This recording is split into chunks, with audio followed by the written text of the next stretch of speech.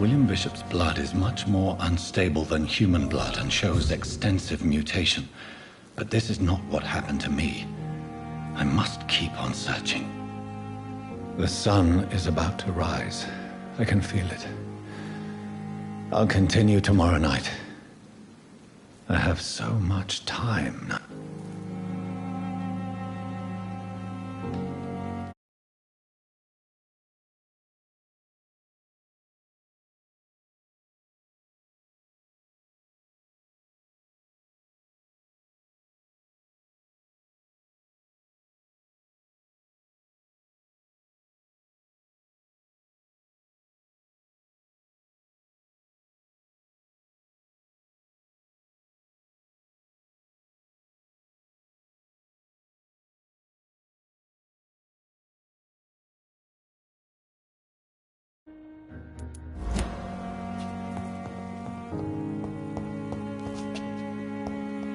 The flower's dying. It needs water.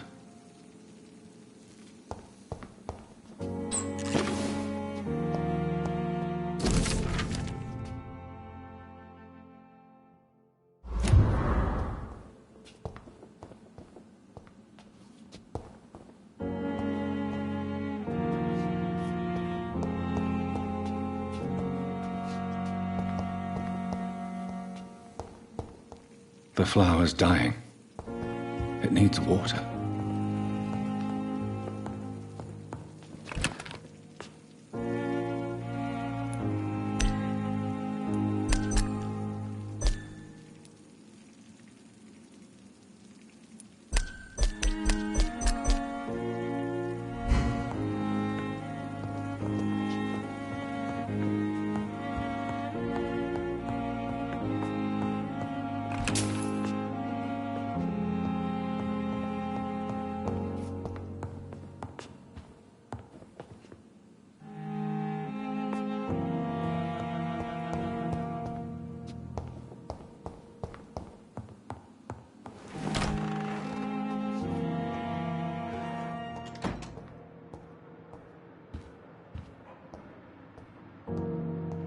It's locked, all right.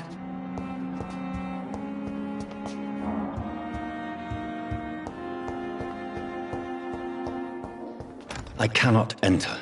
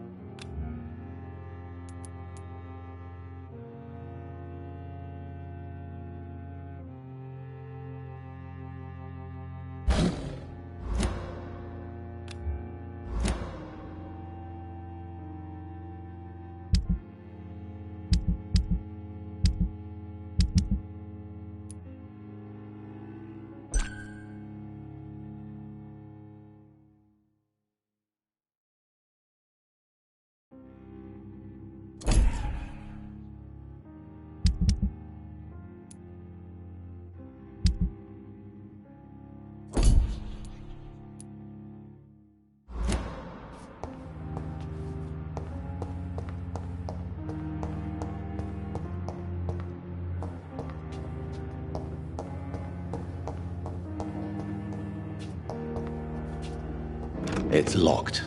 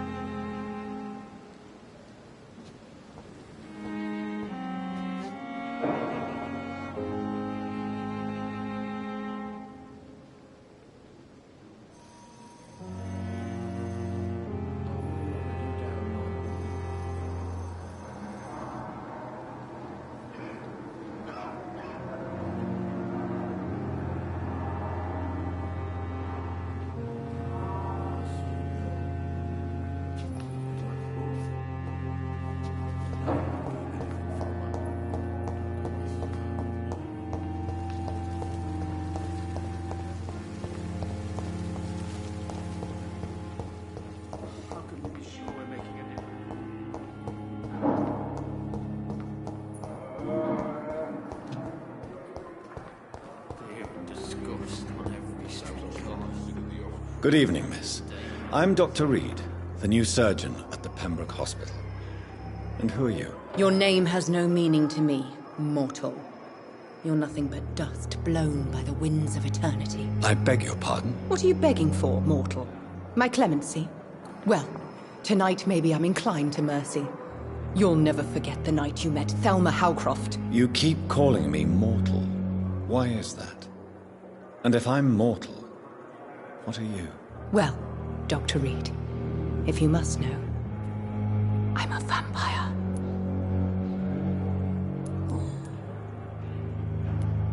And why do you believe you're a vampire? I don't need to believe anything. It is what I am.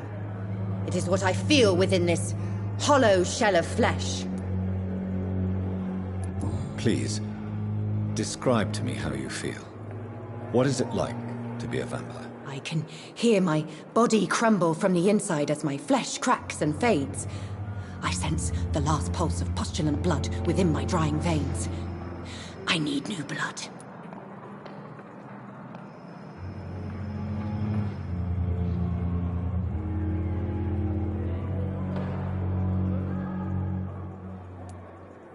Please. I see. Have you ever heard of Cotard's syndrome, Miss Howcroft? Never. It's a mental illness discovered by a French neurologist named Jules Cotard. The affected patients are delusional. They believe that they are putrefying, that they are dead, a ghost or a ghoul, or in your case, a vampire. Delusional, you say? Oh, sad and petty mortal. You can't even begin to understand the concept of immortality. And you think it is I who am delusional.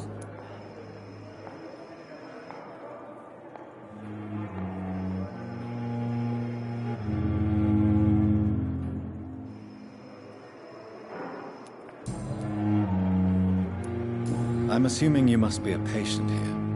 Am I right, Miss Howcroft? It's only a cover. To hide from my enemies. I can leave whenever I want. As a woman, a spirit, fog, or bat.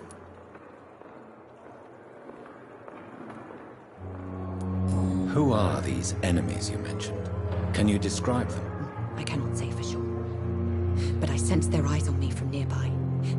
I feel them watching me every time I visit the garden near the morgue. The staff here are not your enemy. They're here to help you, to care for you. I'm not speaking of the doctors in white. I'm speaking of the men and women who hunt me. For I am a vampire! I see. Don't worry. These people will not find you here.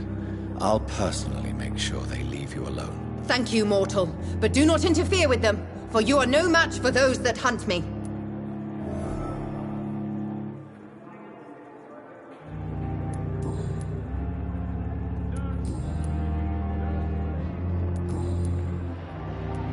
Who are you really, Miss Howcroft?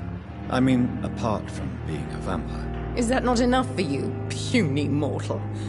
What do you require? Proof of my powers? I'm curious to know who you were before becoming a vampire. It was such a long time ago, I don't remember. Centuries of unholy life can have strange effects on one's minds, you see?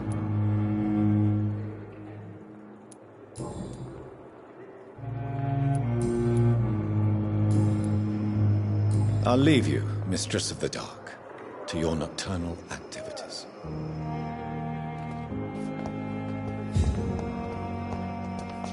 Disgust on every street corner. Good evening, sir. Can I help you? Unless you're here to fix my face. No. I don't think you can help me. I'm Dr. Reed. I've recently taken the position of head surgeon here. War injuries, am I right? You guessed right, Doctor. German shell took my pretty little mug right off. But they still call me Thomas Elwood.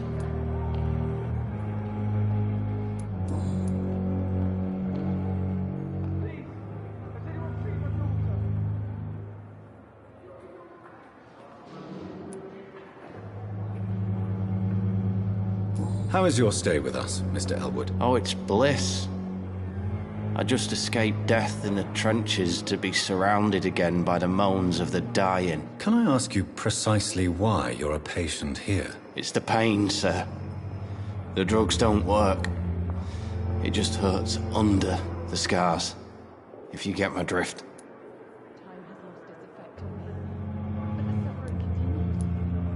Can I do anything for your pain? Nurses gave me a bunch of pills. No effect. Told you. It's like the flames are under my skin, burning away. Who is treating you? Is someone in particular looking after your case? Nobody since the old and tired doctor spoke to me. Started to think I was forgotten about. Wouldn't blame you. You don't seem worried by that. My face hurts so much more when I smile or cry. I've learned it's easier not to speak.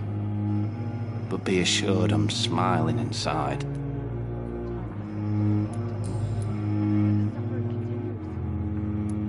Why do you feel responsible for the injury, Thomas? What really happened? I wasn't disfigured by any German shells. It happened during my leave. It was an accident.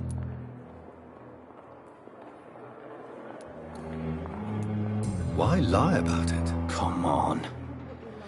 It's one thing to come back disfigured by the Germans, and it's another to get injured in an accident that could have happened to anybody.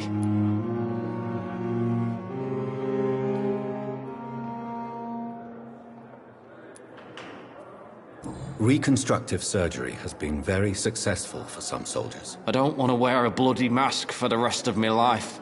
I'd rather stay here and just be forgotten.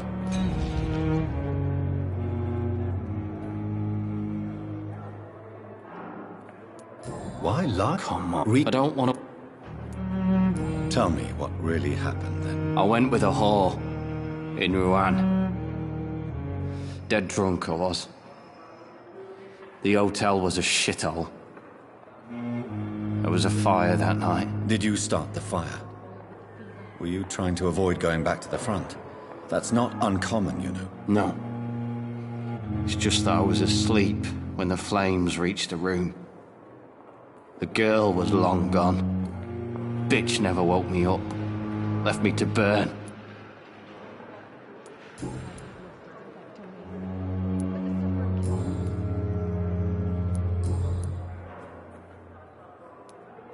Where were you stationed, sir?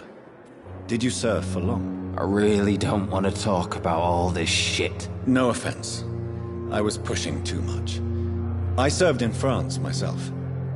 I just wanted to know what happened to you. You were an officer, weren't you? Then I doubt we fought the same war, sir. No offense. How close are you to Miss Horcroft? Are you aware that she thinks she is a vampire? To wait for her next nibble is the best reason to stay here. Every time she approaches my bed, she treats me like something tasty. A normal person. Aren't you afraid? She may hurt you if the game goes too far. She's quite harmless, I can assure you. Her head's broken inside is all. While I'm busted on the outside. But she's still beautiful. Living proof that there's hope for me.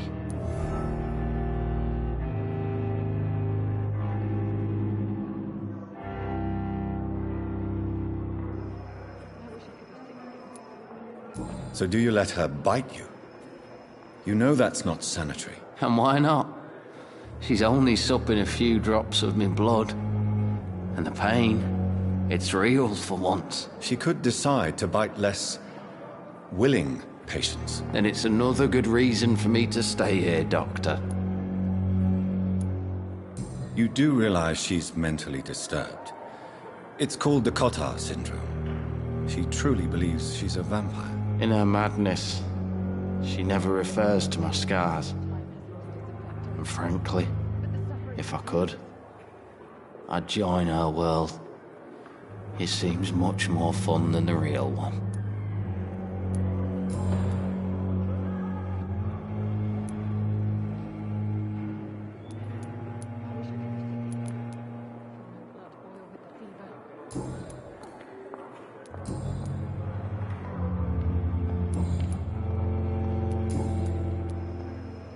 How close are you to Miss... To wait for her. Aren't you a... She's...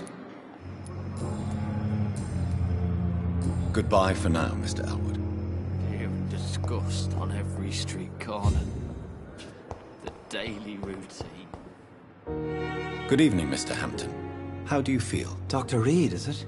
Oh, sir, I must apologize for my behavior. What do you mean? I was not myself in the factory. Fear and exhaustion made me say awful things to you, I'm afraid. You remained perfectly nice and polite. A little delirious, perhaps. But who wouldn't be after enduring an abduction? Thank you, Doctor. That's a relief. Now all I need to do is rest and return to my flock. How did you end up in William Bishop's den? I had received alarming news about his recent behavior. I went to his place and he refused to let me go.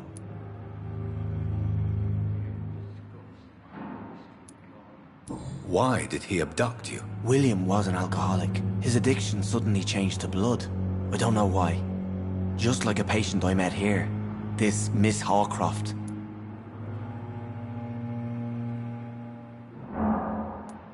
You dared to enter this awful place alone. You're a hero, Mr. Hampton. Or a fool. I'm just a man trying to help his friends, Dr. Reed. William Bishop was a conflicted soul, searching for light.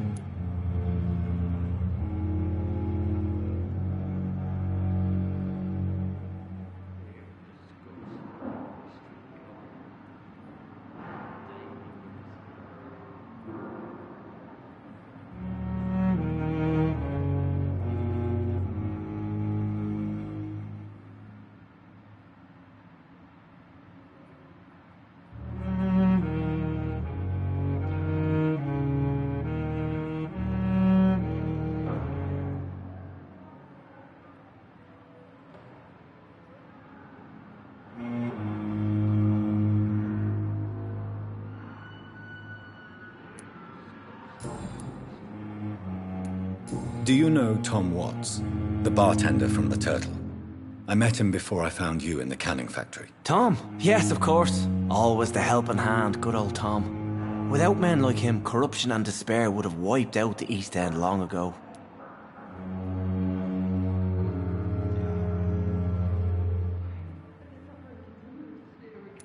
People are still in despair. How could it be otherwise? The authorities have left us all to rot in this contagious nightmare. No drugs, no advice, nothing. It's a damn shame. Who should I avoid in this part of town, then? Any particularly evil figures? Not really. Most men and women are just doing their best. And it's not my habit to speak ill of people I know, Doctor.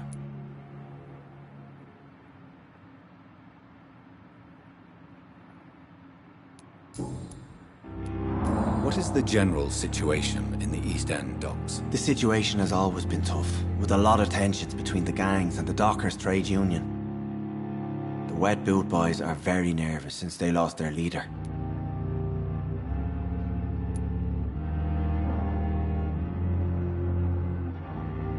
Who leads the gang now? Since Clay Cox went missing, it's his wife Edwina who runs the show, with the assistance of her minion, Booth Digby. Has the gang been threatening you? Ah, no. I've had this nickname for so long, you know, the sad saint of the East End. No one dares to bug a saint, not even criminals.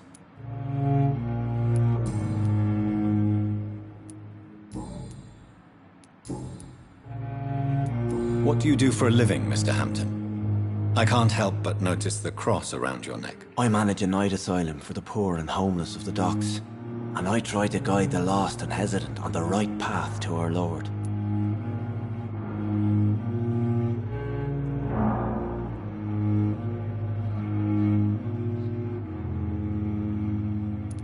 Are you a priest, Mr. Hampton? A deacon, maybe? Not at all, Doctor. I'm just a man of faith willing to preach the good word.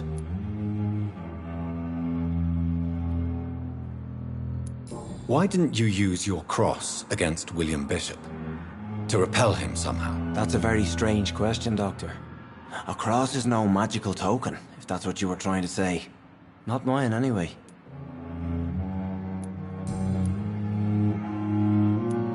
How do you feel, Mr. Hampton? Medically speaking, I mean. I feel exhausted. Beyond exhaustion, actually. William drank so much of my blood in his madness. I feel empty. You're in good hands here. Dr. Swansea is well versed in blood transfusion, and I'm sure he'll take the best care of you. Thank you, sir. I believe all I need is rest.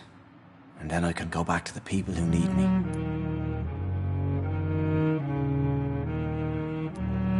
Have you made friends since you arrived? Not really. But I recognise Miss Harriet Jones. I knew her when she lived by the docks. That poor woman had such a miserable life. You never came to see her here at Pembroke? Receiving visits when sick can be an important part of the healing process, you know.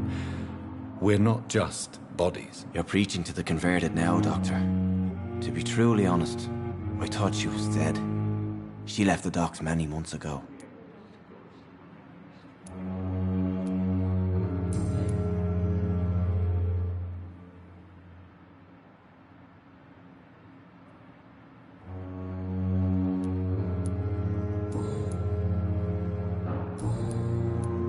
Goodbye, Mr. Hampton. We'll talk again later. The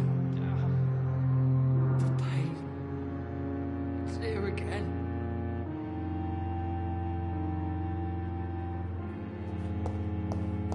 It's locked, all right. I wonder what your last thoughts would be. Fear and disgust on every street corner. The daily Good evening, routine. Miss Howcroft. How are you tonight? I need blood, Doctor.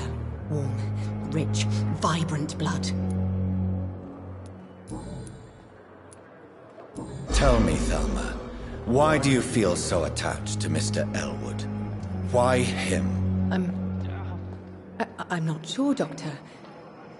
I think we have a bond of some sort. We've both suffered so much. He's the only mortal I find interesting.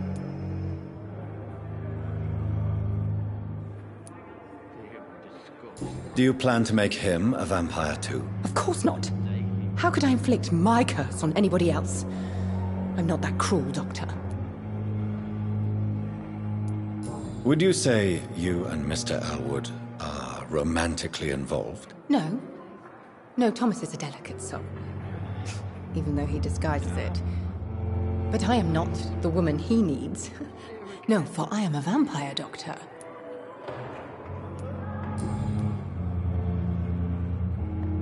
Do you require my services, Miss Howcroft? I have no need for your medicine, Dr. Reed. Blood is the only drug I need.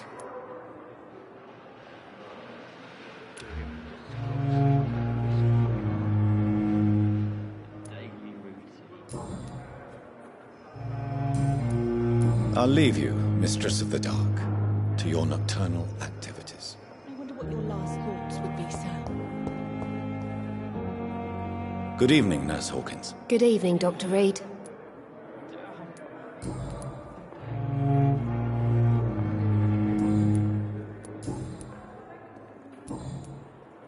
Do you need medical help yourself, Nurse? I'm fine, really. I just need to sleep.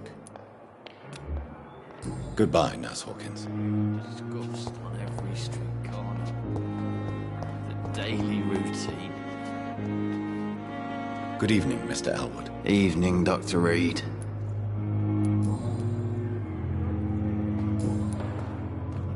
Soldier, do you need assistance? I'm fine.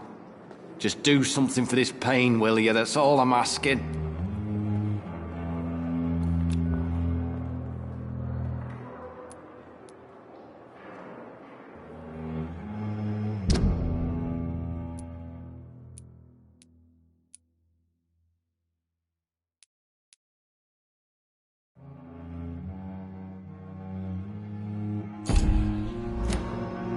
Goodbye for now, Mr. Elwood. Fear and disgust on every street corner. The daily routine. I cannot enter.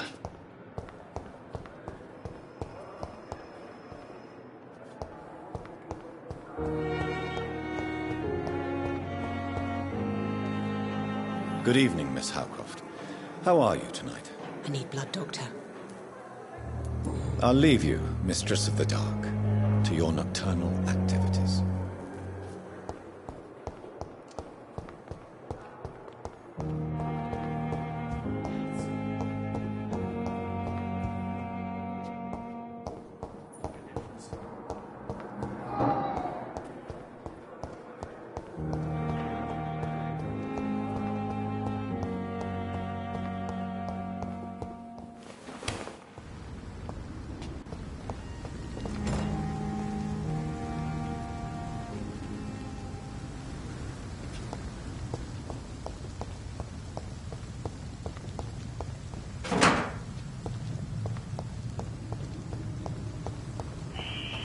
Scowl voices in the garden. I should investigate. If they were to find somebody...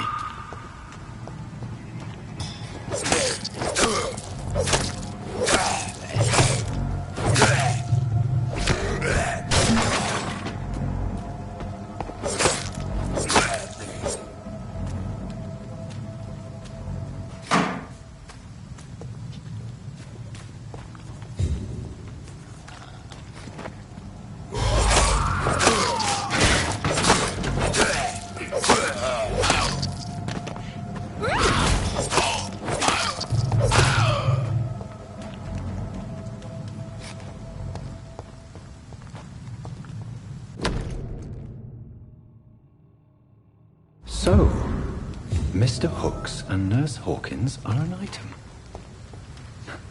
Those two have hidden their affections well.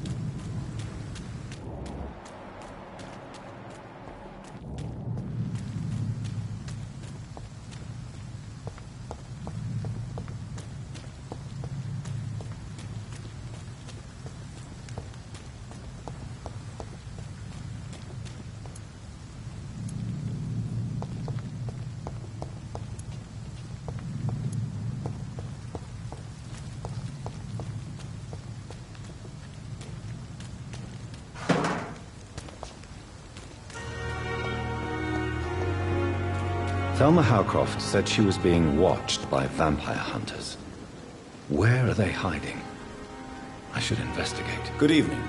I'm Dr. Reed. Always a pleasure to meet a colleague, sir. Especially when he was supposedly dead. A colleague? Are you a doctor too? Not anymore, sir. I used to be Dr. Rakesh Chadana. Now, I'm just Mr. Chadana, pawnbroker and humble guardian of this morgue. What do you mean, you used to be a doctor? Was your license revoked? No, sir. It is just that I like to be precise. I run a little pawn shop while taking care of the dead. But I used to be a real doctor. Are you afraid or uneasy being surrounded by so many corpses? Why should I? These bodies are empty vessels. Flesh left to decay. Poof. No soul anymore. All gone. How did you get this job? After I left the army, I worked as an undertaker down by the docks. A dangerous place with many an unpleasant business there. Milton Hooks helped me get a job here.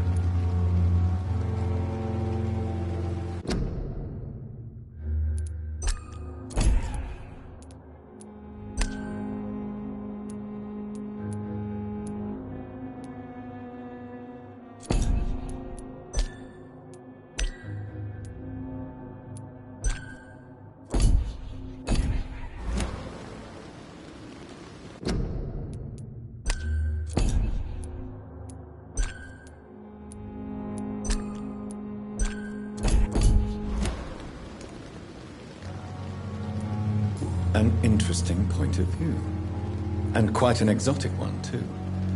Most people fear, or at least have a respect, for dead flesh. Sir, as a medic during the war, I learned to face my death and the death of others. It's the pain we have to tame, not death itself.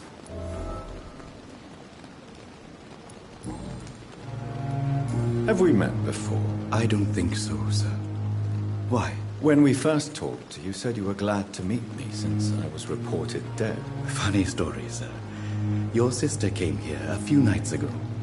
You were missing, and she was looking for your body. She must be very relieved now. Do you work here alone? Yes, very easy work, sir. All I have to do is watch a few bodies. The situation was very different when the main morgue was still open.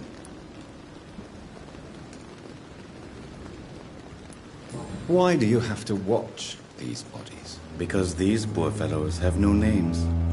We keep them in case someone comes looking for the missing. Sadly, very rarely happens.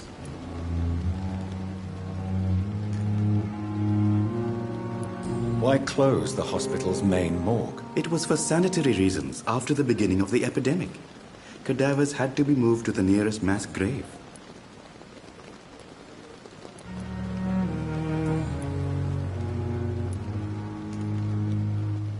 Do you work here alone? Yes, very easy work, sir. All I have to do is watch a few bodies. The situation was very different when the main morgue was still open.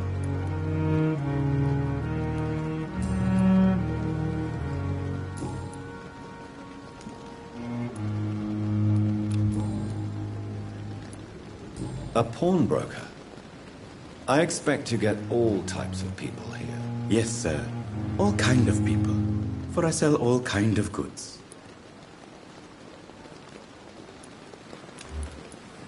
What kind of goods? With the quarantine, it's not always easy to buy things. So I trade. I exchange. Some people sell, some others buy. I like to help.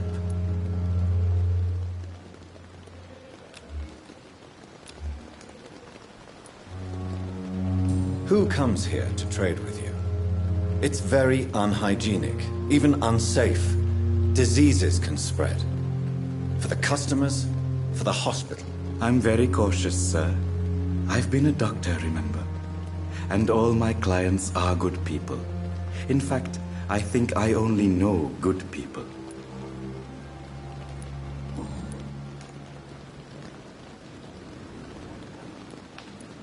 Since you're not afraid of dying, do you believe in life after death, Rakesh? No. I believe we must do all the good we can while alive. For our time is short, and the obstacles are endless. Do you think you would enjoy immortality as a concept? I don't think so. Don't mistake me. I love life, and I'd like to live a long life. But everything has to decay, sir. Even goodwill.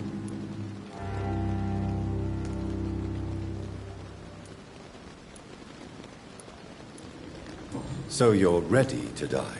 No, I am not. I don't fear death, for I won't see it. What troubles me is the pain my death will inflict to those I know. You're a wise man, Mr. Chidana. No, Dr. Reed. I am a foolish man.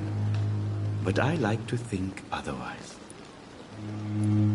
Do you really believe goodwill cannot last? As I said, sir, everything decays.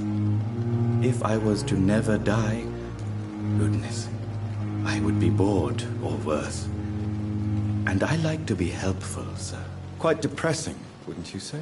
Yes, but the good news is, we'll all die before losing our humanity, sir.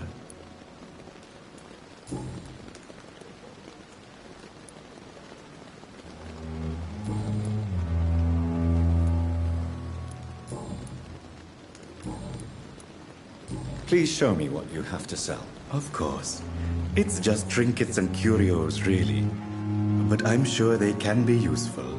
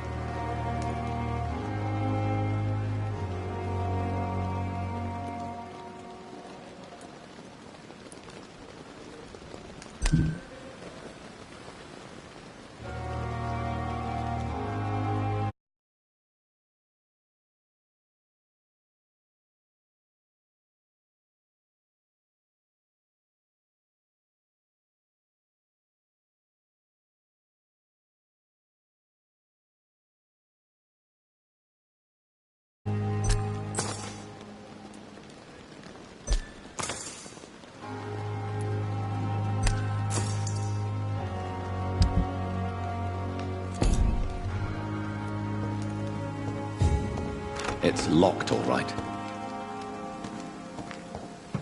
Tomorrow, more bodies will arrive and then sadly depart.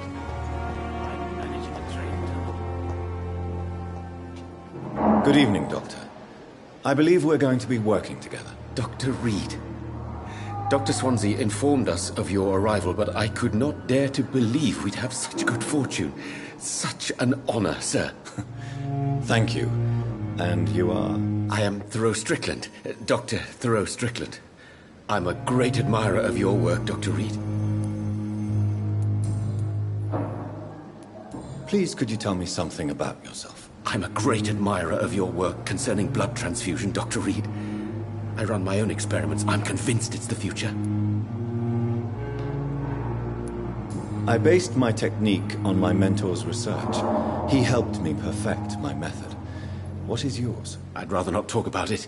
For now, it's just theories and first approach. My process is purely experimental and unsuccessful. As long as you're cautious and methodical, you may remain empty-handed, but you won't fail. You're not the first one to warn me, but I am convinced knowledge is the main weapon against the ravages of this epidemic. What made you choose to be a doctor? I'm not ashamed to admit you and your work have inspired me. I am honored to have the opportunity to work by your side.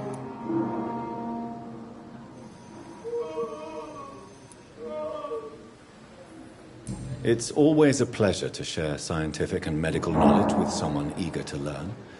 I'll be glad to help you if I can. This epidemic may be the century's most terrible disaster, but I'm convinced that we, as doctors, are the only ones able to defeat it.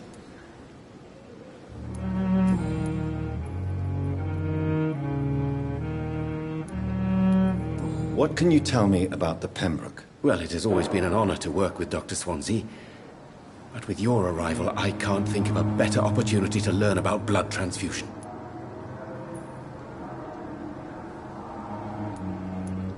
Do you need help with anything in particular? Well, yes, maybe. I'm waiting for a batch of products I ordered for my personal research, yet my supplier seems to have vanished. Do you want me to play the errand boy for you? Oh no, Dr. Reed. But if you went personally to his shop, what with your reputation and all, he wouldn't dare to refuse the products I need. I see. Well, give me the address, for I may pass by if I have time. You seem quite optimistic. It's a rare and precious attitude in these difficult times. I'm convinced that this epidemic is a test of endurance and dedication for us men of science. Questions remain about our capacity to resolve the situation. True, true. Last summer, during the first wave of the epidemic, I used to joke with Milton about the extra work. We're not smiling now. What do you think of Dr. Ackroyd's aversion to modern medical methods? It's a shame he's so narrow-minded. Dr. Swansea taught me that science is about exploring uncharted territory. I'm convinced that's true. With the influenza and all that's going on, you should put your differences aside, don't you think? Why is it so difficult to work together? I believe that if Dr. Ackroyd had been the one to discover the transfusion process, he would be the first to recommend its use. So you believe it's just a question of jealousy and pride? Dr. Ackroyd is as proud as he is blinded by his obsolete concept of medical science.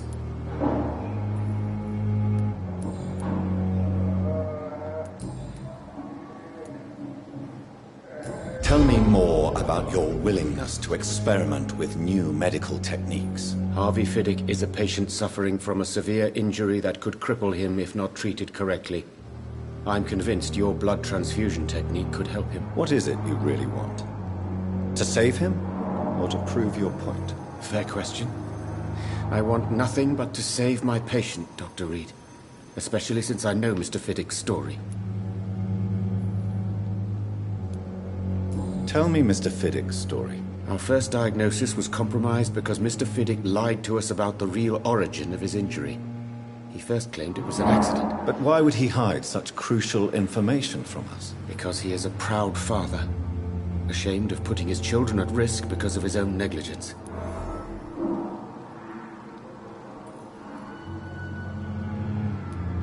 This personal involvement could also appear to be a lack of impartiality. You must know that a good surgeon must remain neutral. I agree. But that does not excuse Dr. Ackroyd's behavior. A man who did not even take time to converse with his patient. Do you think keeping his distance was a mistake? All I know is that I'm taking care of human beings with desires, hopes, and fears. Not some biological machine comprised of blood, bones, and flesh.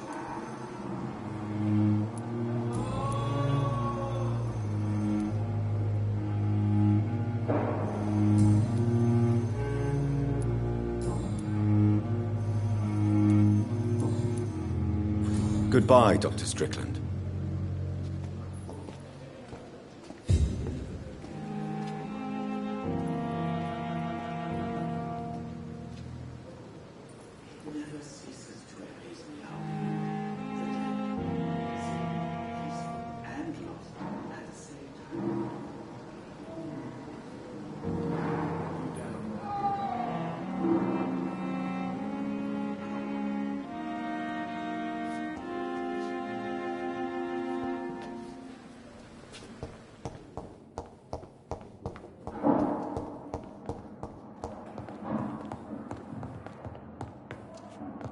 You always knew the words to calm the children down. I'm quite busy right now, Dr. Reed.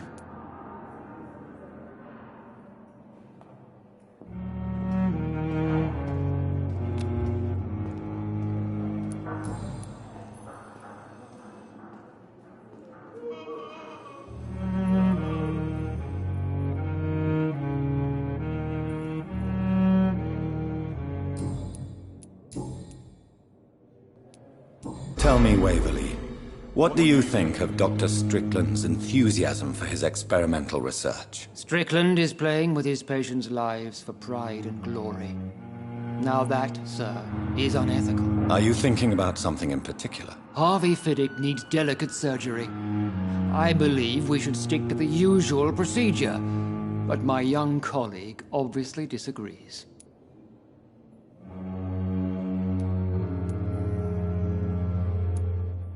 And are you not afraid that your rivalry with Strickland may be blinding you? Rivalry? I guess you could call it that.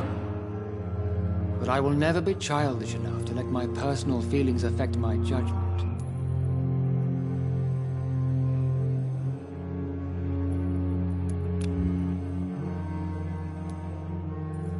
Why do you wish to lead this surgery? I strongly believe that Mr. Fiddick should not be butchered to test an unproven procedure.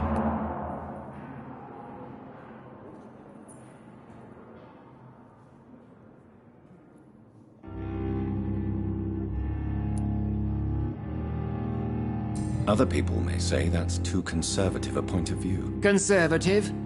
And what are you going to say to Mr. Fiddick if he loses his arm because of the operation? Because that's what's going to happen if the surgery is a failure.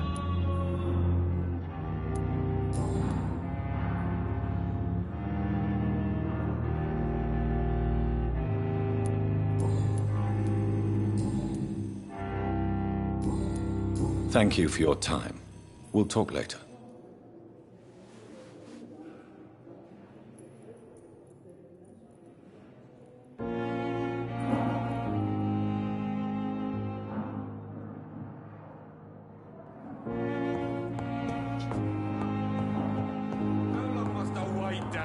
Blaming me will not further your agenda. What can I do for you, Doctor?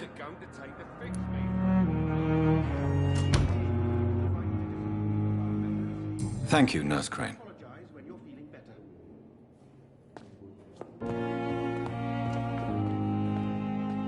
Good evening, Dr. Strickland. And good evening to you, Dr. Reed. Can I be of any help?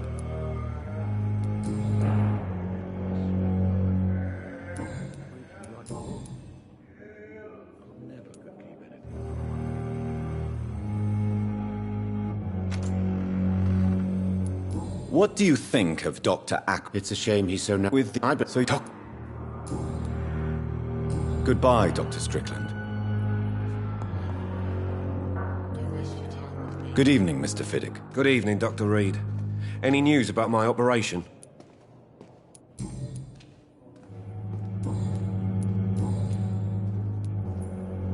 Tell me about your injury, Harvey. Why do you feel so guilty about it? My wife died because of me. And now I may lose everything because I've been careless enough to hurt myself. What an arsehole.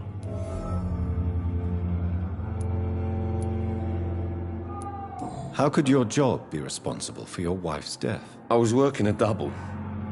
She went out to bring me a hot meal and got caught in a German bomb raid. You can't hold yourself responsible for your injury, Mr. Fiddick. Unless you tried to hurt yourself. Of course I didn't hurt myself. But I can't work until my arm is fixed. My children need to eat, Doctor.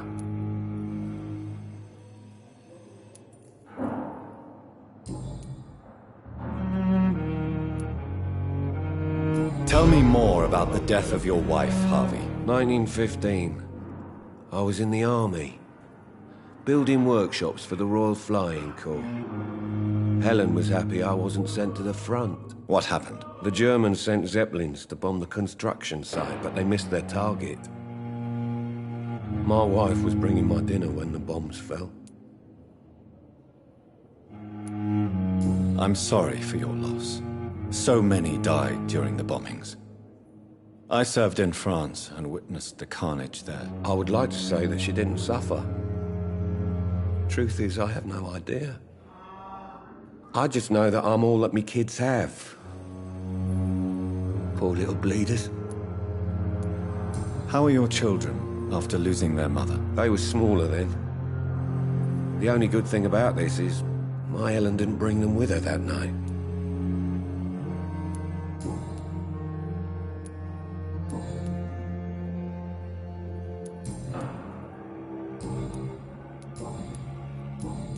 Goodbye for now, Mr. Fiddick. I'll see you later.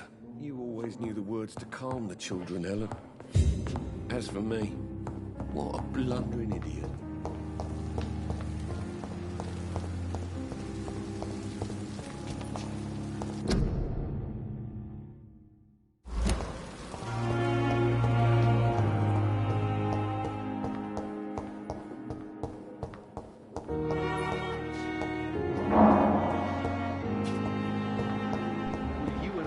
Dr. Reed, I know that Pembroke will prevail and survive.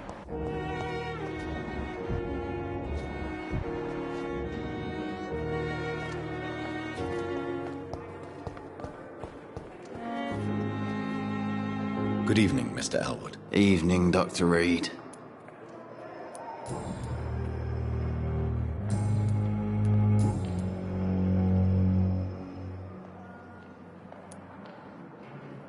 Why do you feel I wasn't his...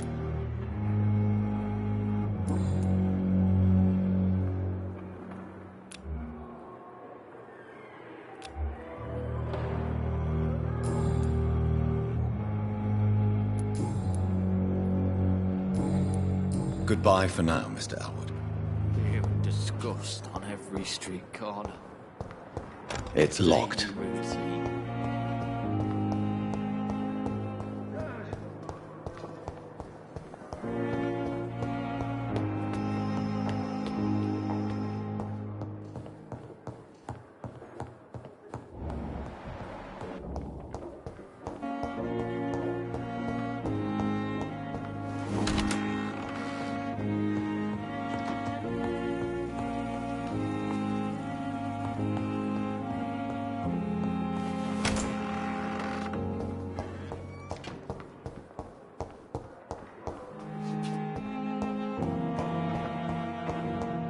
It's locked, all right.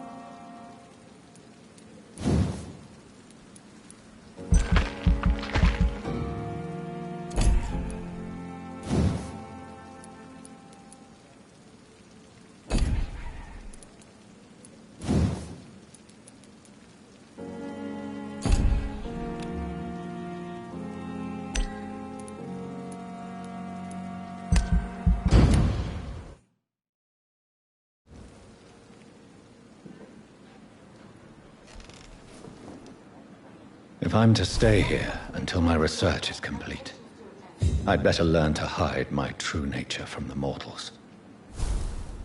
But what about my thirst for blood?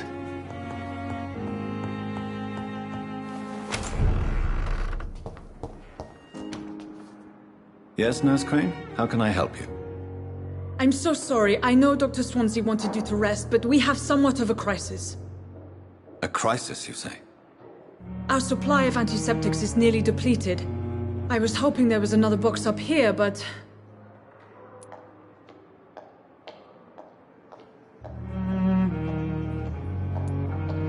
What type of hospital are you running? No antiseptics? You have been away too long, Doctor. With the war and now this epidemic, supplies have been running scarce for months now. I may have a solution. In France, during the war, drugs shortage was a daily problem, and we had to use our wits to overcome the shortages. However do you mean? If combined correctly, certain household chemical products can be used in a pinch instead. Now, where's the hospital storeroom? The storeroom? Fat chance. This is the Pembroke, and space is luxury we don't have. Everything used to be stored in the old morgue. Perhaps I should look there first. Where is this morgue? It's the large building behind the hospital. You'll need to go in the back door because it's been sealed off for sanitary reasons. Take this key. It opens a small back entrance at the end of a narrow street. The abandoned morgue behind the hospital. A small door at the end of a narrow street. On my way then. Thank you, nurse. Yes, Doctor?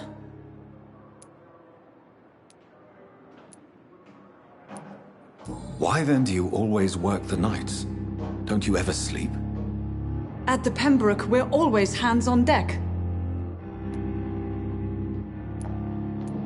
Lack of sleep and the medical profession always ends in disaster. I've witnessed many a colleague succumb to stimulants to fight exhaustion. Drugs were as deadly as bullets in the trenches. London's trenches start here at Pembroke Hospital. We are on the front line, make no mistake. Your dedication to the Pembroke does you credit, Nurse Crane, but when do you sleep? We staff get our sleep when we can, Doctor.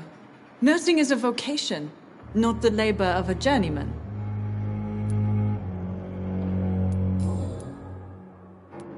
Exactly how bad is the supply situation here at Pembroke? It really depends. Dr. Swansea deftly works his society contacts for monies, but with the quarantine, well, we're in God's hands. Please, could you point me in the direction of the morgue again? It's the large boarded-up building behind the hospital. You can't miss it. The key I gave you will open the small back door to it. That's all for now, Nurse Crane. Thank you.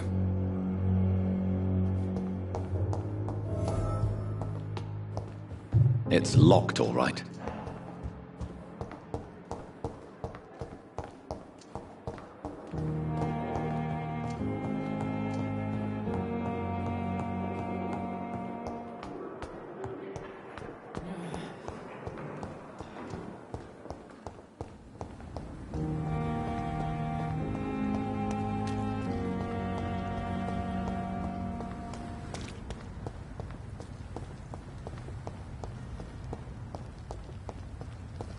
It's locked.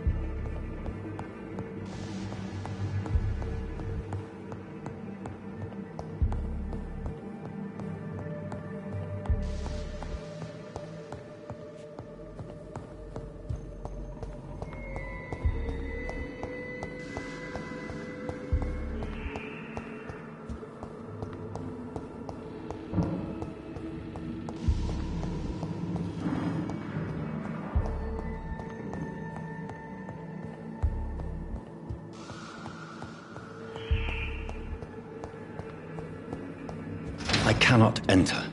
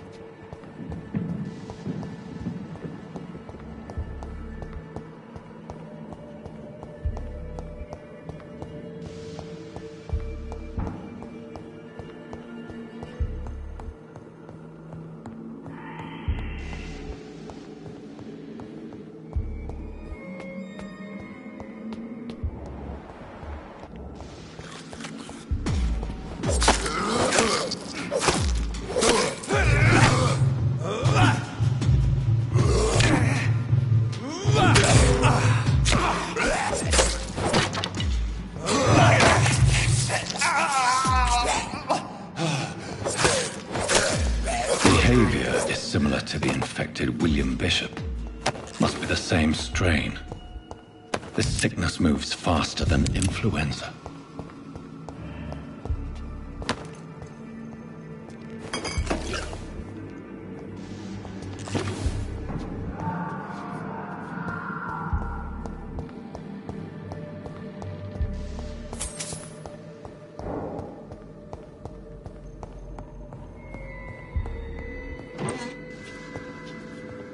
This key will surely grant me access to the basement.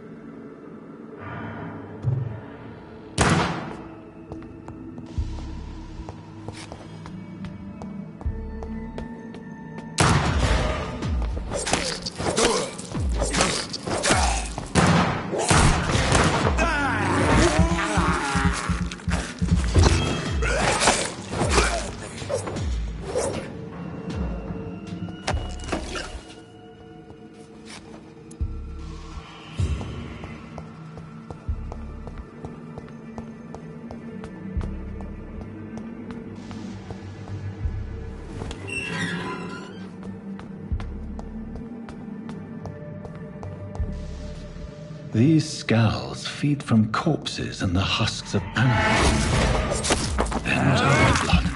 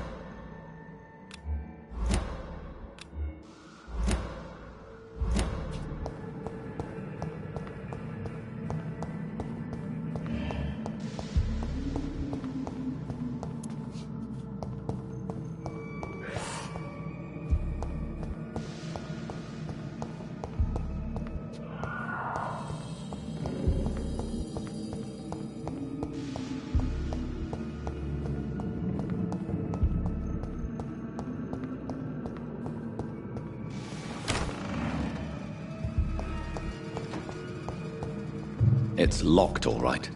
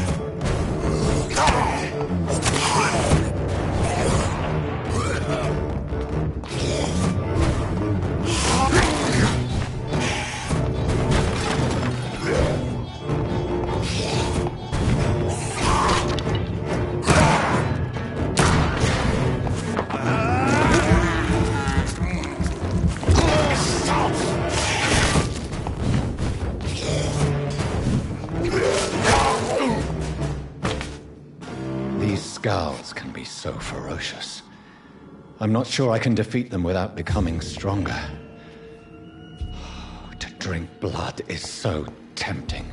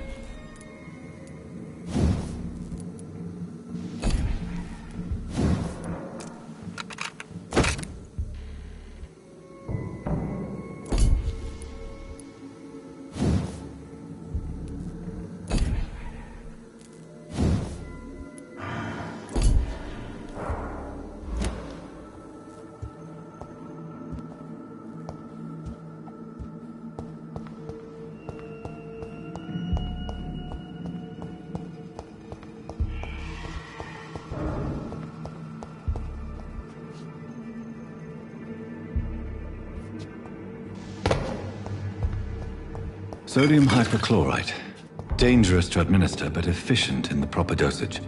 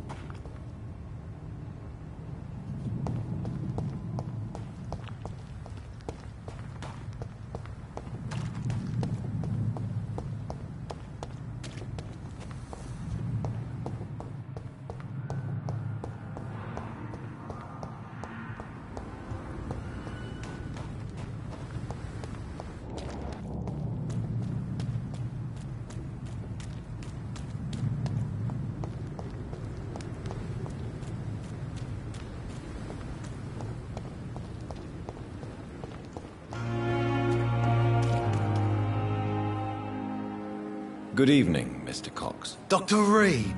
Still working at night, I see. I like that. And why is that? People who don't sleep at night always seem more alive to me. More interesting, one way or another.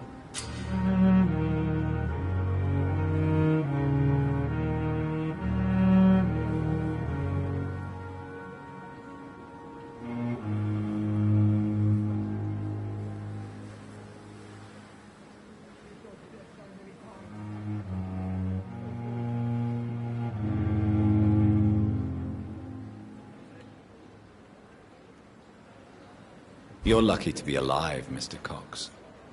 I hope you're starting to take better care of yourself. This place is full of sickness and decay. How could I get better in such a dump?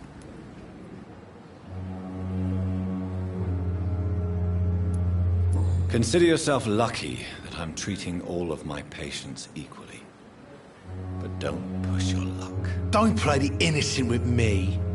I'm sure you have good reasons to act this way. And also weaknesses that can be exploited.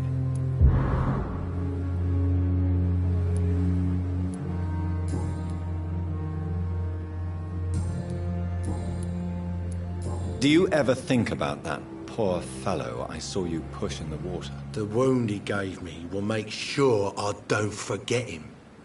Still fucking hurts. Boss had cut me good. That man was determined to murder you. You almost died. What a surprise. The first time I met him, he nearly shit himself. Fucking coward. I guess revenge gives you balls. What did he want? Revenge? I recently had to kill his brother. Poor arsehole thought it would be easy to return the favour.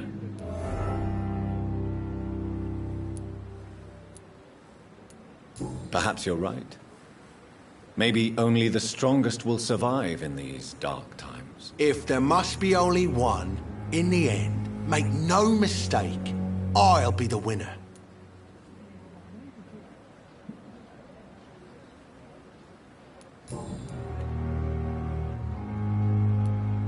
How is your hospitalization going, Mr. Cox? This is a shitty place with shitty staff.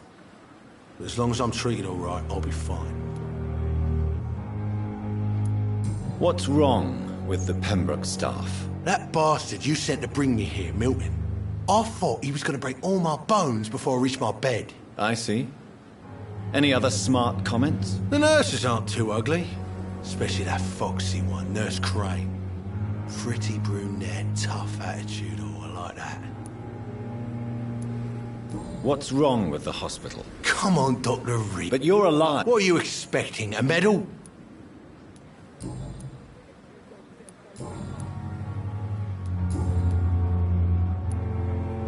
How long do you think you can escape the law, Clay? I know this city like the back of my hand, Doc. I know its streets, who to pay, who to avoid, and who to bully. I won't get caught.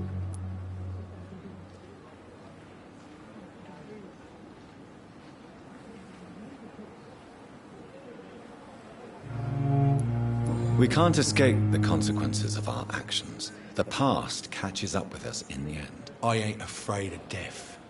I don't hide who I am. I live my life honestly, which is more than I can say for most folks. And who are you, then? I'm the leader of the Wet Boot Boys. One day, I'll leave this shitty place and punch in the face all who thought I would not come back.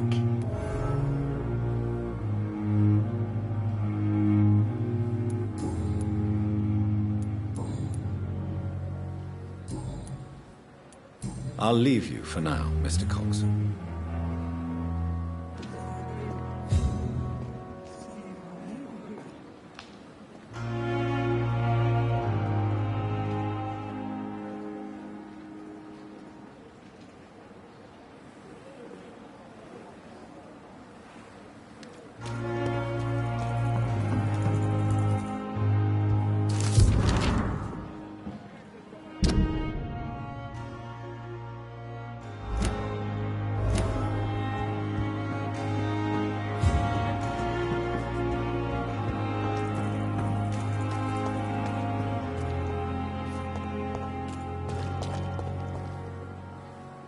Good evening, Dr. Tippett. Dr. Reed, any good news to share?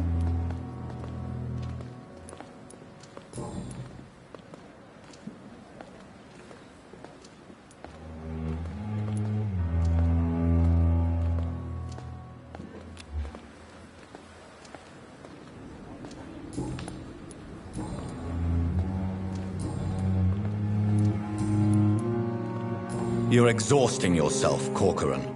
Maybe you should think about preserving your strength. No. We must keep on healing all those poor souls. We are the last rampart before chaos. Once more, unto the breach. Nurse Brannigan is worried about you, Doctor. You don't have to...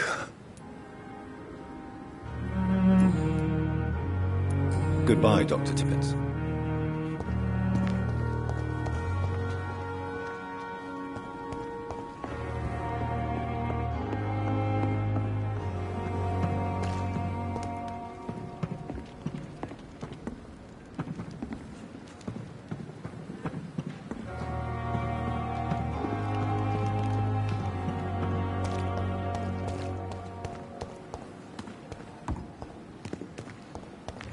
Patients are not another night.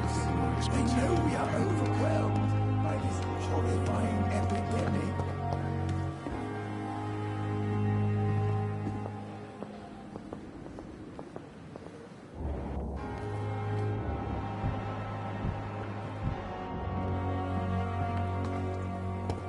Perhaps I should have considered the offer from that caddick.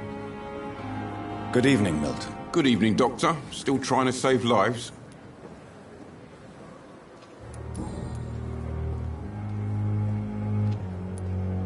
Why do you have such a mediocre reputation among your colleagues, Milton? Fuck them.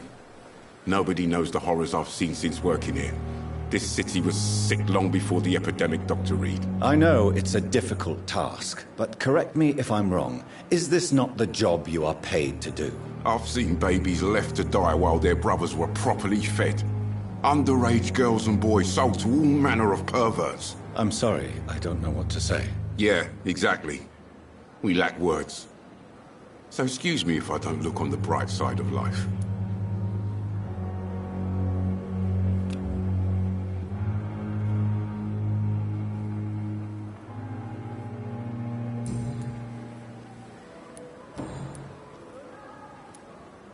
Tell me why you're extorting money from some of the patients here. If a patient wants a bed, he'll have to pay me a little fee. That's all. Where did you get the idea for such an immoral scam? Funny you should ask. The first time it was from a patient who bribed me to get a bed. It's only then I realized I could make a fortune. Tell me why you're extorting money. If a patient... Where did... Funny you should... I have some good news, Milton. What? The epidemic's over? I retrieved your wallet. With all the money and a certain picture. Well, yeah, Pippa Hawkins is my girl. So what? Is it the difference of skin colour that bothers you? Not at all, Milton. Good. Please, take this money anyway. To remind you to keep your mouth shut. Not everybody is as broad-minded as you, Dr. Reed.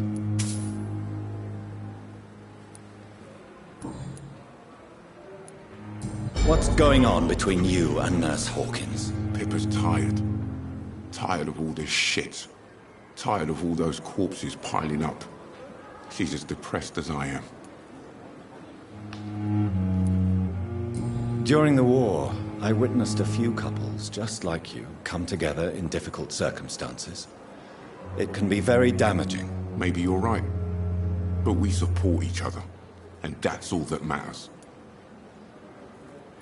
You do realize you could both get fired. Hospital staff are not meant to have intimate relationships with one another. Come on, Dr. Reed. Do you know how many rules are broken in this hospital every day just to keep it running? There's nothing wrong with what we're doing.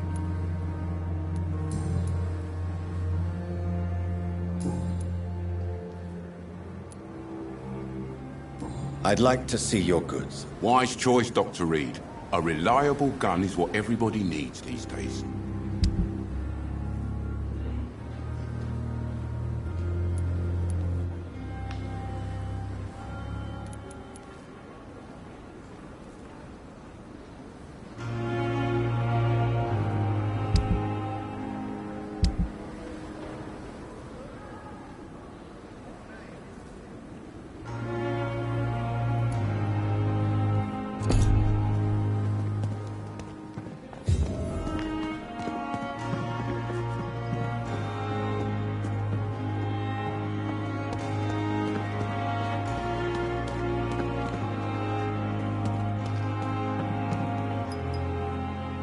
Good evening, Nurse Brannigan. Good evening, Doctor.